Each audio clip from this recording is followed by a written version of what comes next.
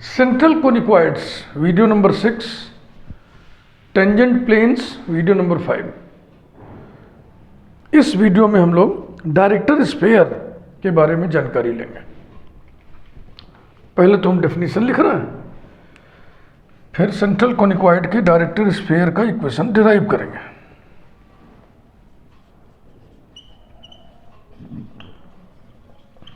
Director sphere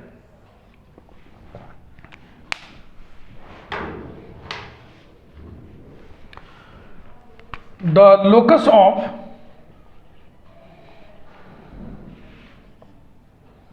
point of intersection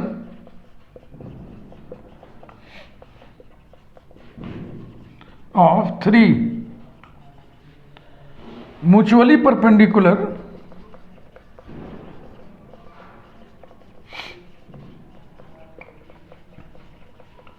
tangent planes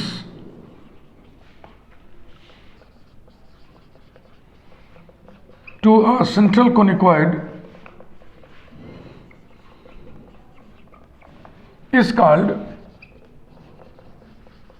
the director sphere. Is called the director sphere या is a sphere which is called director sphere, ऐसे भी लिख सकते हैं ना। is a sphere which is known as director sphere is called the director sphere of the central conicoid. तीन planes यदि meet कर रहे हैं एक दूसरे से तो वो पॉइंट पर मीट करेंगे। दो प्लेन्स अगर मीट कर रहे हैं तो वो लाइन पर मीट करेंगे, लेकिन तीसरा प्लेन भी इसे भिड़ेगा तो पॉइंट ऑफ इंटरसेक्शन आएगा।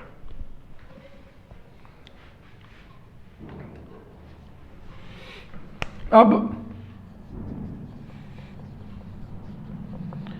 Equation of the director sphere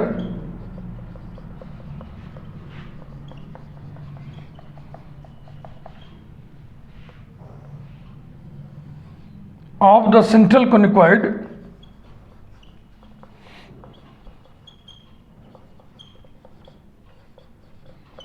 ax square plus by square plus cz square equals to 1।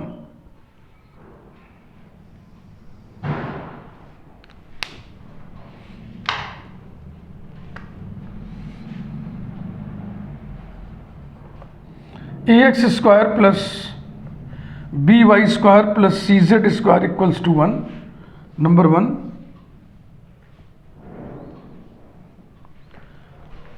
We know that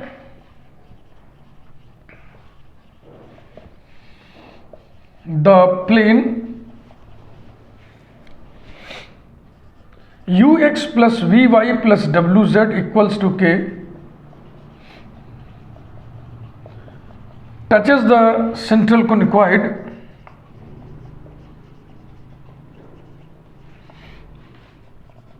ax square plus by square plus cz square equals to 1 if k square is equal to u square by a plus v square by b plus w square by c। Therefore या ऐसे लिख दें, that is if u square by a plus v square by b plus w square by c is equal to plus minus k। यानी इस equation में k की जगह पर हम प्लस माइनस इतना लिख दें, साइन चेंज कर दे रहे, इधर का उधर कर दे रहे। If k is equal to plus minus bracket में u square by a plus v square by b plus w square by c, k की जगह पर ये रख दें तो जो इक्वेशन आएगा प्लेन का वो टेंजेंट प्लेन होगा। It means that the planes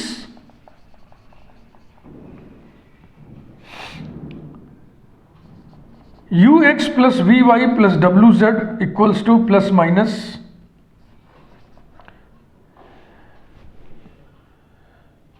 ये अंडर रूट होगा ना बेटा के, ये ऐसे plus minus under root u square by a plus v square by b plus डब्ल्यू square by c always touches the conicoid 1। इस तरह के जो प्लेन हैं, इस तरह के इक्वेशन वाले जो प्लेन हैं वो सेंट्रल कोनिकॉइड को हमेशा टच करेंगे। ये प्लेन हमने जो लिखा, इक्वेशन जो लिखा है प्लेन का, इसमें एक्स वाई जेड के जो कोफिशिएंट्स यू वी डब्ल्यू है वो डी आर्स हैं। हम डिसीज फॉर्म में टेंजेंट प्लेन इसी टाइप से लिखने जा रहे हैं, और एक नहीं तीन तीन लिखने जा रहे हैं।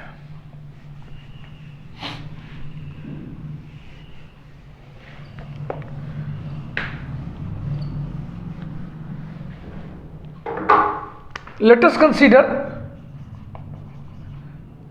us consider three tangent planes to one as L1x plus M1y plus N1z is equal to under root L1 square by A plus M1 square by B plus N1 square by C L2x plus M2y plus N2z equal to under radical L2 square by A plus M2 square by B plus N2 square by C। Number 3 L3x plus M3y plus N3z equals to under radical L3 square by A plus M3 square by B plus N3 square by C। Number 4 मैं आपको बता चुका हूं, अगर नहीं बताया तो चलो मैं बता देता हूं। प्लेन का इक्वेशन जब मैं लिखता हूं तो एक्स वाई जेड का कोफिशिएंट अगर हमने एल एम एन डाला है तभी वो डिसीज होंगे नॉर्मल के। अगर हमने एल एम एन नहीं लिखा है, कुछ और लिखा है, तो वो डी आर्स होंगे। फिर भी एक बार यहाँ पर हम चर्चा कर देना चाहेंगे, where l i m i n i equal to 1, 2, 3 are DCs of normals to the tangent planes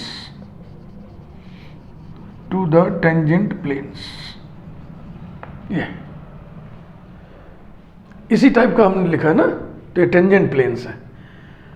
और ये डी आर्स फॉर्म में था इक्वेशन, हमने उसको डिसीज फॉर्म में लिखा है। डिसीज फॉर्म में लिखने से हमें कुछ सहूलियत मिलेगा कैलकुलेशन के स्तर पे। तो सेंट्रल कोनिकॉइड के ये 3 टेंजेंट प्लेन्स हैं। अगर ये तीनों म्यूचुअली परपेंडिकुलर हैं तो क्या होगा? Let these tangent planes are mutually perpendicular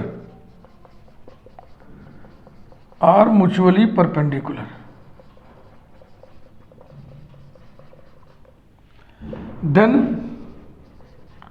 their normals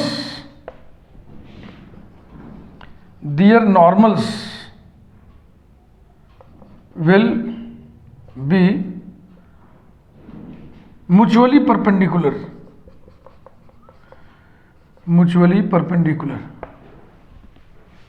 exam में इस तरह की भाषा नहीं लिखिएगा, सांकेतिक ठीक नहीं है, कंजूसी बस लिख दिया जाता है परपेंडिकुलर।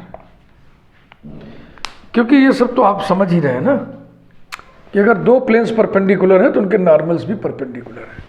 अगर 3 प्लेन्स आपस में म्यूचुअली परपेंडिकुलर हैं, आपस में परपेंडिकुलर है, तो उनके नॉर्मल्स भी आपस में परपेंडिकुलर होंगे।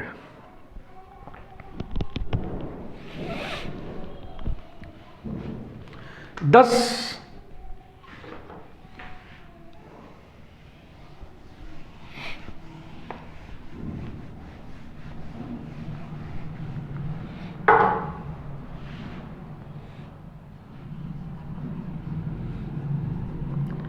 L1 M1 N1 कामा L2 M2 N2 कामा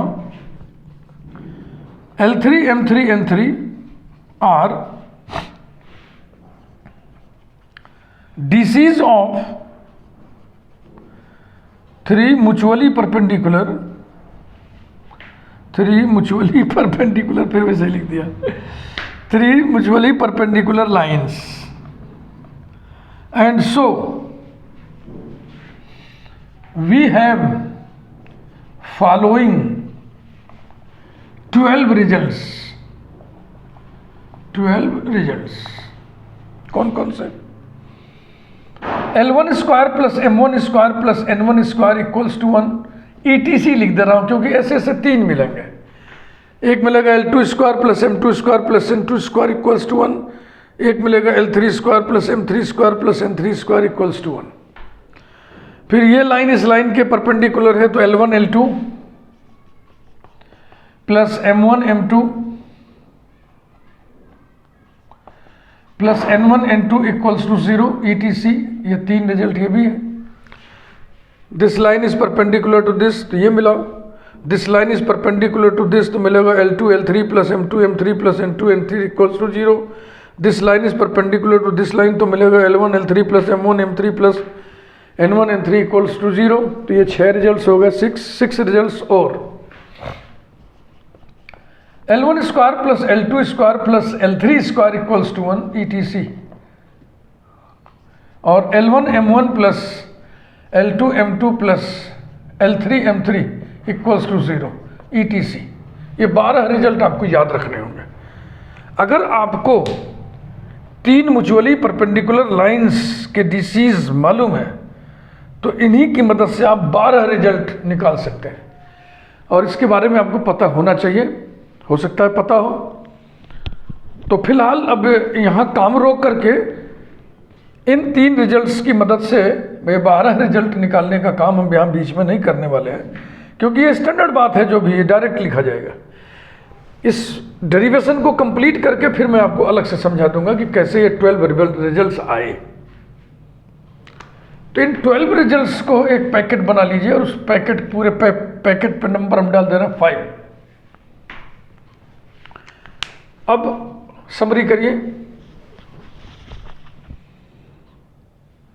ये 3 म्यूचुअली परपेंडिकुलर टेंजेंट प्लेन्स हैं, और इस कारण हमारे पास ये 12 रिजल्ट्स हैं। हमें निकालना क्या है? इन तीनों के पॉइंट ऑफ इंटरसेक्शन का लोकस। माना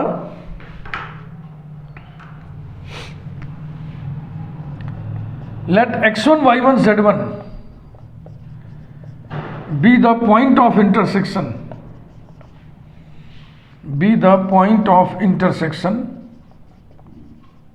of 2, 3 and 4 देन सभी को संतुष्ट कराइए। L1 x1 plus M1 y1 plus N1 z1 equals to under root L1 square by A plus M1 square by B plus N1 square by C। अब इसे number नहीं डालना। फिर इस वाले में रखो L2 x1 plus M2 y1 plus N2 z1 equals to under radical L2 square by A plus M2 square by B plus N2 square by C।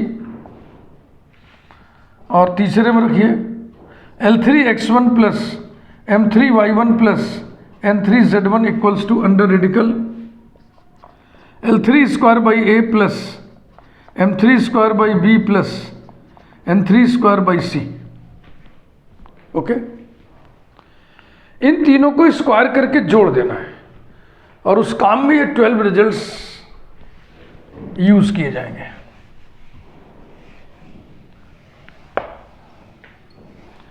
अब ये थोड़ा हैवी एक्सप्रेशन वाला स्टेपिंग है। Squaring and adding,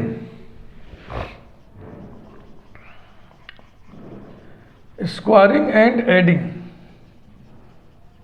these we have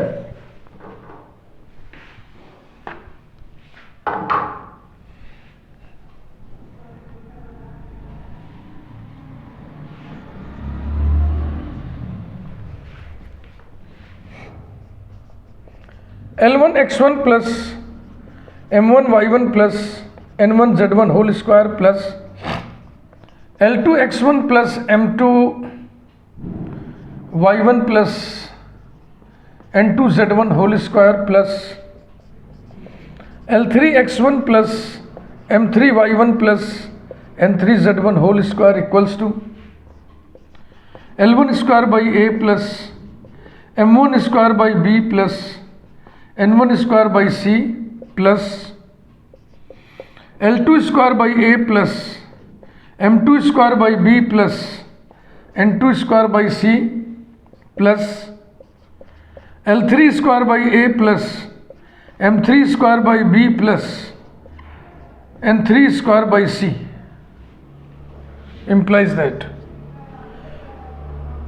पहले का square सबका तो x1 square common होएगा तो क्या आएगा L1 square plus L2 square plus L3 square multiplied by x1 square, फिर सेकंड का स्क्वायर सभी में plus m1 square plus m2 square plus m3 square into y1 square plus तीसरे का square n1 square plus n2 square plus n3 square into z1 square plus 2 into पहला गुणे दूसरा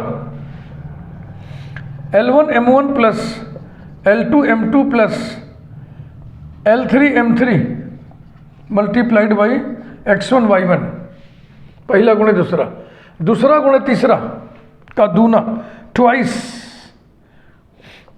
m1 n1 plus m2 n2 plus m3 n3 multiplied by y1 z1 plus twice आप पहला गुणे तीसरा L1 n1 plus L2 n2 plus L3 n3 multiplied by x1 z1। बताइए और कुछ, यही तो होता ना, पहले के स्क्वायर प्लस दूसरे के स्क्वायर प्लस तीसरे के स्क्वायर प्लस ट्वाइस ऑफ पहला गुणे पहला into plus twice of first into second plus twice of second into third plus twice of first into third, तो ये आ गया। दाहिनी तरफ देखो इक्वल्स टू 1/a कॉमन, पहला पहला पहला L1 square plus L2 square plus L3 square plus 1/b m1 square plus m2 square plus m3 square plus 1/c n1 square plus n2 square plus n3 square. अब ये 12 result का इस्तेमाल करना है, तो उधर हम नहीं मिटा रहे हैं क्योंकि वो रिजल्ट्स लिखे हुए हैं उधर।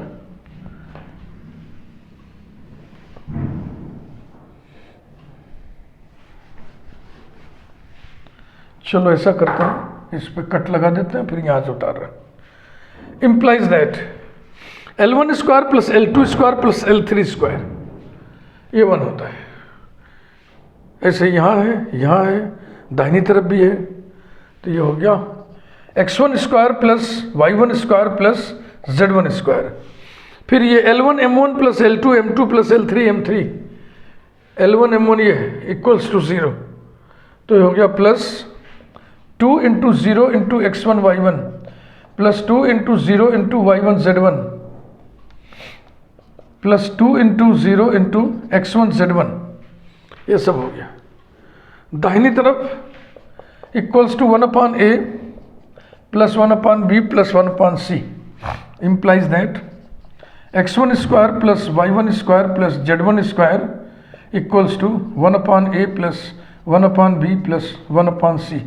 नंबरिंग ये 5 के बाद कोई नंबर नहीं पड़ा था, 6 डाल दिया।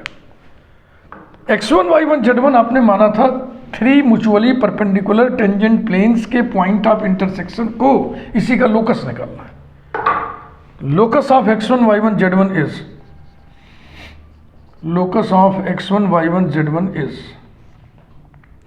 x1 को जनरल x कोऑर्डिनेट x से रिप्लेस कर दो, y1 को जनरल y कोऑर्डिनेट y से रिप्लेस कर दो, z1 को जनरल z कोऑर्डिनेट z से रिप्लेस कर दो, लोकस आ गया।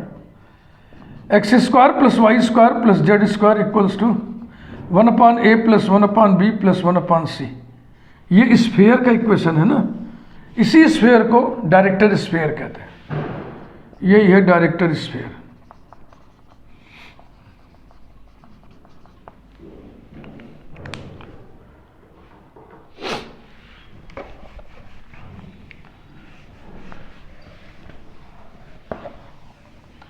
अगर इलिप्सॉइड का हम कह दें कि निकालो डायरेक्टर स्फीयर, तो ये पूरा प्रोसेस आपको करना पड़ेगा, लेकिन यहां पर इसको हम फुटनोट में लगा दे रहे हैं। Note, equation of the director sphere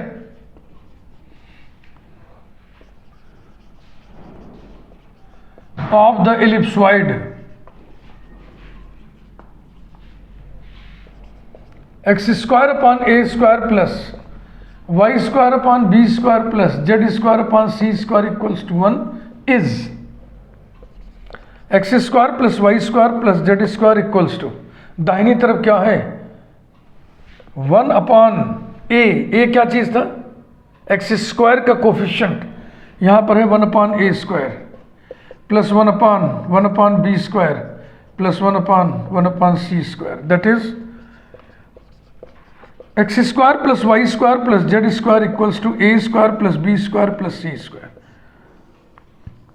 ये तो रिजल्ट हम डायरेक्ट लिख दिए, लेकिन अगर एग्जाम में आ गया find the equation of the director sphere of the ellipsoid, तो पूरा प्रोसेस आपको करना पड़ेगा जैसे हमने सेंट्रल कोनिकॉइड के लिए किया।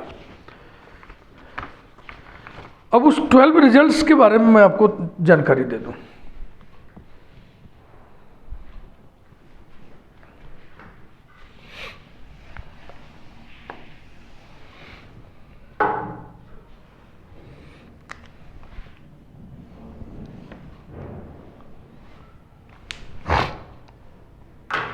हेडिंग डालना चाह रहा हूं मैं, हेडिंग कुछ डालना चाह रहा हूं।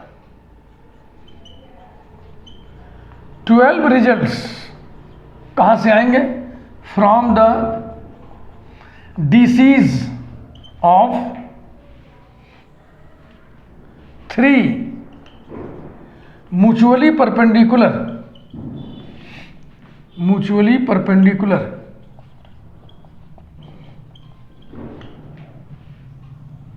Lines,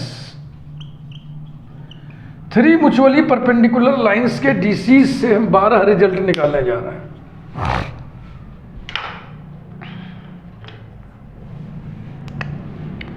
late L1 M1 N1 L2 M2 N2 L3 M3 N3 be the direction cosines DCs of 3 mutually perpendicular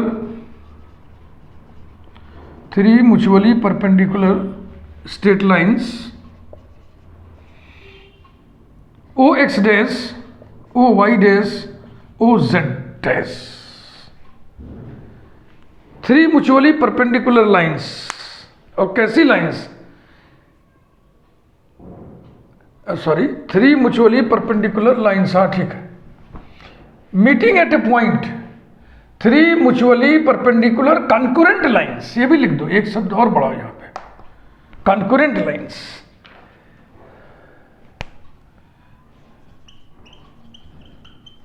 concurrent माने एक बिंदुगामी लाइंस। पिछले वाले में 3 mutually perpendicular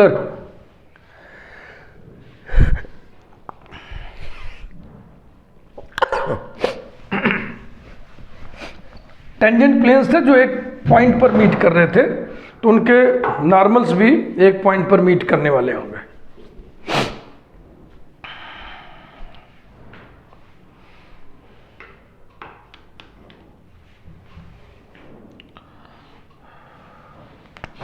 then comma in O X dash Y dash Z dash system, Z dash system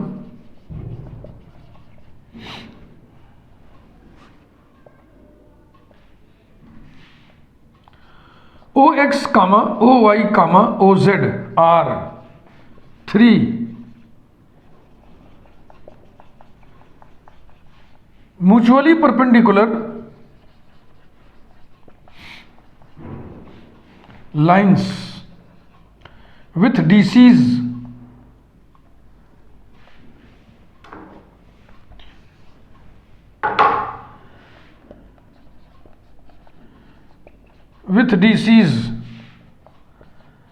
L1 L2 L3 M1 M2 M3 N1 N2 N3, यही चीज आपको समझना है। Thus we have the following 12 results। कौन कौन से? L1 square plus M1 square plus N1 square equals to 1, L2 square plus M2 square plus N2 square equals to 1,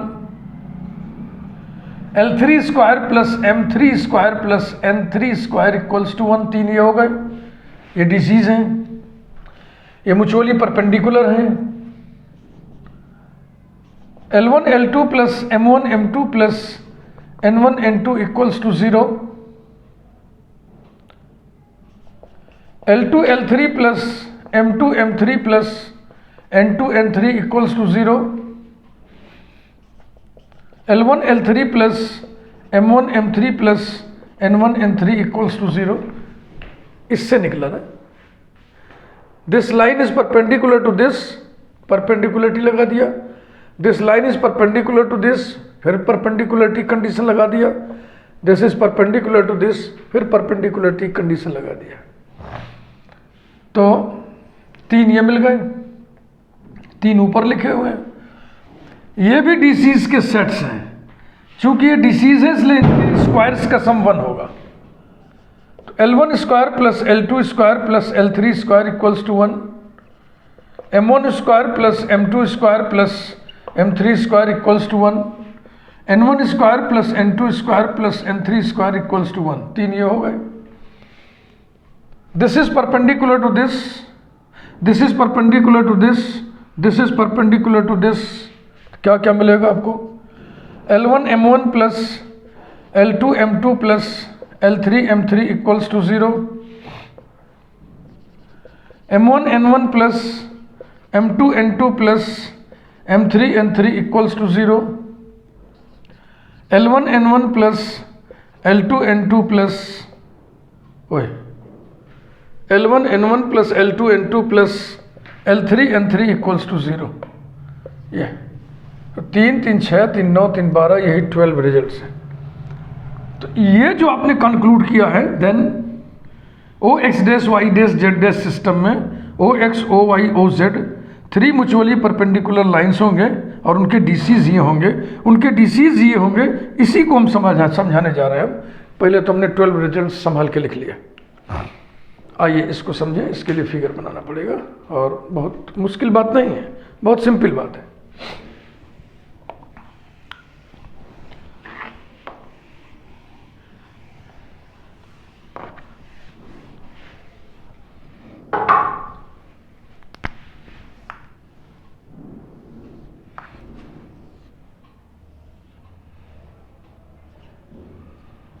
O X O Y O Z इस system में 3 mutually perpendicular concurrent lines हम blue colour से खींच दे रहे हैं।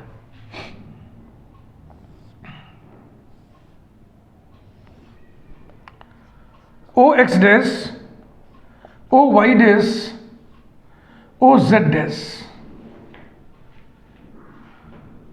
ठीक है ना। इन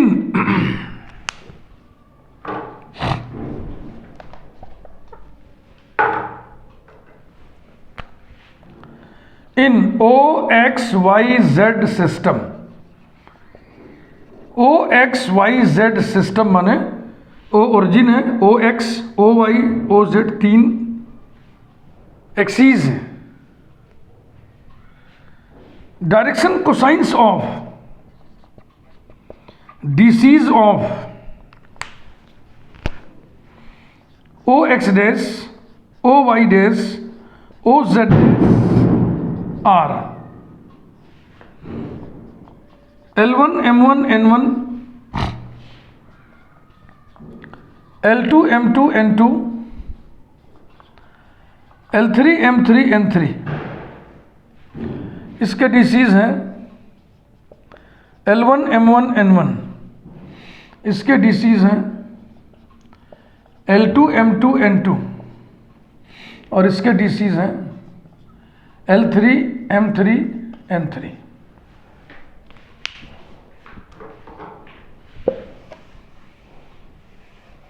अब बाजी को पलट दिया, चूंकि OX dash, OY dash, OZ dash 3 mutually perpendicular concurrent lines हैं, इसलिए ये भी तो एक रेक्टेंगुलर सिस्टम ऑफ कोऑर्डिनेट्स बनाएंगे। ये उसमें ये X एक्सिस होगा, उसमें ये Y एक्सिस होगा, उसमें ये Z एक्सिस होगा। In OX dash, Y dash, Z dash system, इस सिस्टम में O ओरिजिन है, OX dash, OY dash, OZ dash 3 coordinate axes हैं।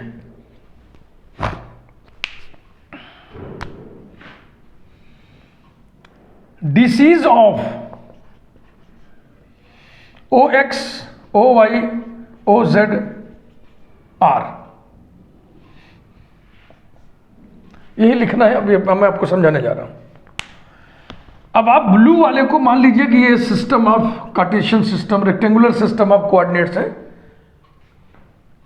तो इस नीले वाले सिस्टम में OX के DCs क्या होंगे? OX का पहला DC क्या होगा? OX ने OX डैश के साथ जितना एंगल बनाया है उसका कोसाइन इसका पहला DC होगा।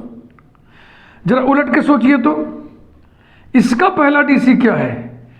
इसने इसके साथ जो एंगल बनाया है उसका कोसाइन, और वो कौन है? L1।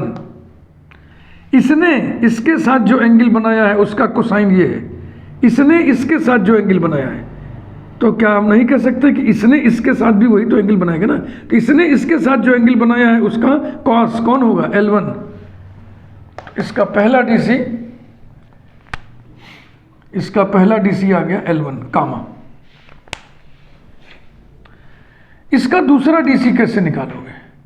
ये OY डैश के साथ जो एंगल बनाया है उसका कोसाइन, ये इसके साथ जो एंगल बनाया है, यानी कि ये इसके साथ जो एंगल बनाया है, ये इसके साथ जो एंगल बनाया है उसका कॉस कौन है? L2। इस लाइन ने OX के साथ जो एंगल बनाया है उसके कॉस को इसका पहला DC कहेंगे ना, तो L2 आ गया। ऐसे ही बेटा सोचना है। इसका तीसरा DC कैसे पता करेंगे? ये OZ डैश के साथ जो एंगल बनाया है उसका कोसाइन, ये इसके साथ जो एंगल बनाया है, यानी कि ये इसके साथ जो एंगल बनाया है उसका कोसाइन, इसने इसके साथ जो एंगल बनाया है उसका कोसाइन L3 है। तो यहां पे लिख दिया हमने L3। तो एक सेट आ गया L1, L2, L3 कामा। अब OY को पकड़ो। OY के DCs क्या होंगे? OY ने OX डैश के साथ जो एंगल बनाया है उसका कोसाइन, इसने इसके साथ जो एंगल बनाया है, यानी कि इसने इसके साथ जो एंगल बनाया है उसका कॉस, इसने इसके साथ जो एंगल बनाया है उसका कॉस कौन है? M1, इसका दूसरा डायरेक्शन कोसाइन। तो ये हो गया M1 कामा। अब इसका दूसरा DC चाहिए ना, तो OY ने OY डैश के साथ जो एंगल बनाया है उसका कोसाइन, इसने इसके साथ जो एंगल बनाया है, यानी कि इसने इसके साथ जो एंगल बनाया है उसका कोसाइन, इसने इसके साथ जो एंगल बनाया है उसका कोसाइन M2 है। तो यहाँ पे लिख दिया जाए m2। नेक्स्ट, ओ वाई ने ओ जेड डेस के साथ जो एंगल बनाया है उसका कोसाइन हमें चाहिए। इसने इसके साथ जो एंगल बनाया है, यानी कि इसने इसके साथ जो एंगल बनाया है उसका कोसाइन चाहिए m3। तो ये हो गया m3। तो डायरेक्शन कोसाइन का दूसरा सेट आ गया m1 m2 m3। और इसी प्रकार से ओ जेड को पकड़िए, ओ जेड, ये